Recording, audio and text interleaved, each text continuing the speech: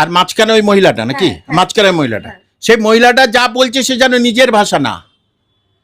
যে তাহলে তার একটা যে সত্য ঘটনা ঘটেছে সে তো স্বতঃস্ফূর্ত ভাবে সব বলবে, স্বাভাবিক, কিন্তু সেই স্বতঃস্ফূর্ত ভাব তার মধ্যে ছিল না, জোর করে শিখিয়ে দেওয়া হচ্ছে বলছেন, সেই রকম ধরনের দেখলাম। তাহলে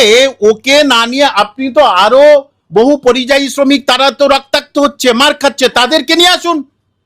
তাদেরকে নিয়ে এসে পর পর পর পর হাজার খানেক সাংবাদিক সম্মেলন করান না, তাহলে সারা ভারতবর্ষের মানুষ বুঝে যাবে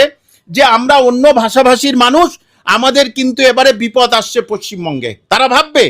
একজনকে নিয়ে বলে শুধু দিল্লিতে নিলে তো হবে না, সারা গুজরাটে, মহারাষ্ট্রে হয়েছে, এদিকে উড়িষ্যায় হয়েছে, তাহলে সব জায়গায় পরিযায়ী শ্রমিককে নিয়ে আসুন না, নিয়ে এসে তারপরে বোঝা যাবে হ্যাঁ এটা ঠিক, কোথাও ঠিক হয়েছে, কোথাও বেঠিক হয়েছে। কারণ বাংলাদেশে যাদেরকে নিয়ে যাওয়া হয়েছে, আজকের সেন্ট্রালের অ্যাডভোকেট এসে কোনো উত্তর দিতে পারেনি, তাকে সোমবার দিন কিন্তু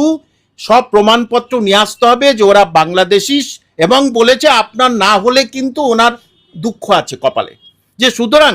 কিছুটা ভুল করেছে কেউ, কেউ ঠিক করেছে, তাহলে আপনি সবাইকে নিয়ে এসে বলুন না